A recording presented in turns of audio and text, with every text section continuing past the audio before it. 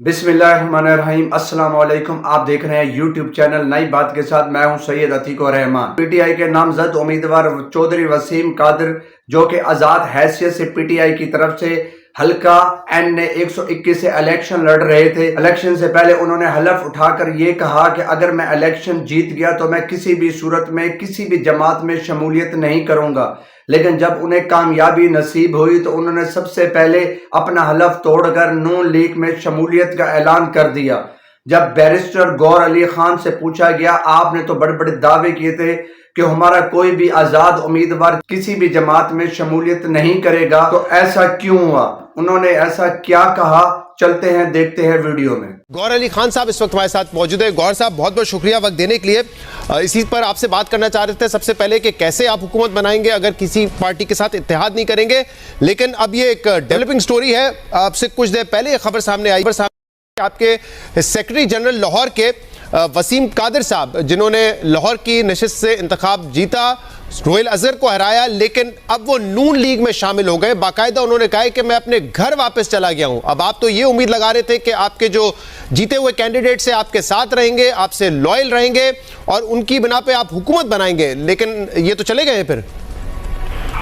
देखिए, ये अभी की खबर आई है तो मैं उनको देख रहा हूँ, बिल्कुल उसको देखेंगे। लेकिन बाकी अगर ऐसा ही है तो हमारे पास जितने भी इंडिपेंडेंट कैंडिडेट के निशानात से इन्होंने इलेक्शन जरूर लड़ा था, पर ये पार्टी के क्रिएटेड थे, पार्टी के सपोर्टेड थे और पार्टी के साथ थे और पार्टी के साथ वफादारी है।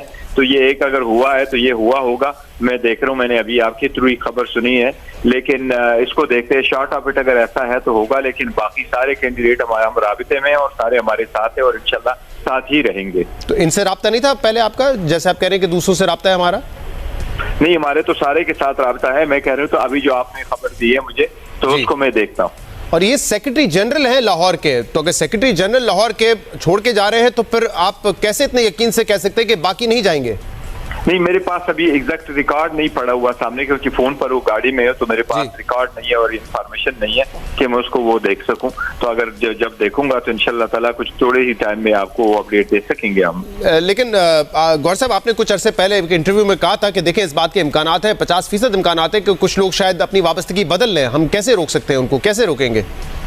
देखिए, रोकेंगे तो ये कि रोकेंगे ऑब्वियसली आपकी पार्टी के कि हमने खदशे का इजहार जरूर किया था कि कुछ लोग वफादारियां बदल सकते हैं, क्योंकि अगर आप इसके मैंडेट में नहीं है पार्टी में, लेकिन हमें ये एतमाद जरूर था इन पे कि ये हमारे लायल बंदे थे, उन्होंने बड़े हार्ड वर्क में पार्टी के साथ रहे थे।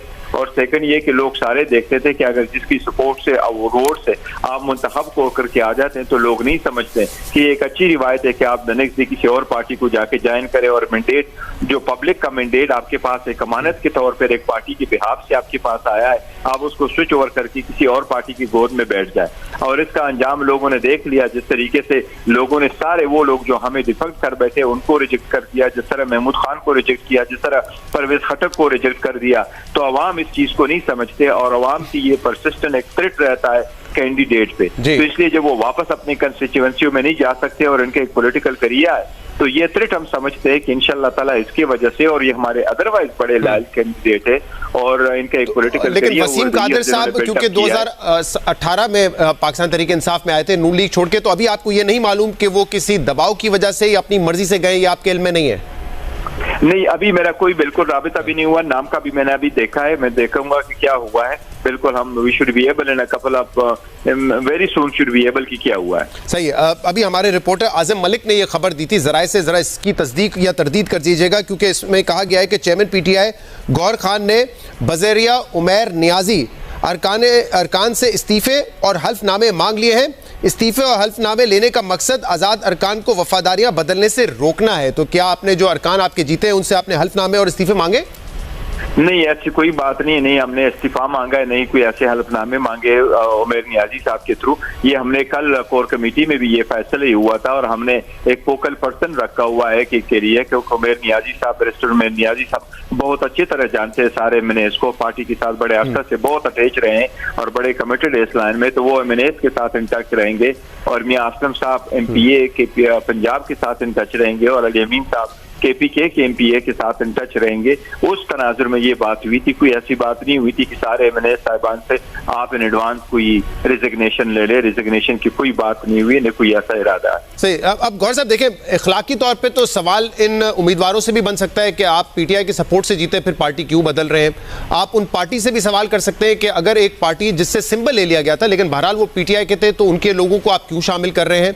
लेकिन मसला ये है कि कानूनी तौर पर कोई कतगन नहीं है, कानून की नज़र में वो आज़ाद है। और अभी फैसल करीम कुंडी साहब कहते हैं कि जब तक वो आज़ाद होंगे, हर पार्टी कोशिश करेगी कि वो उनको अपनी सफ़ों में शामिल करे।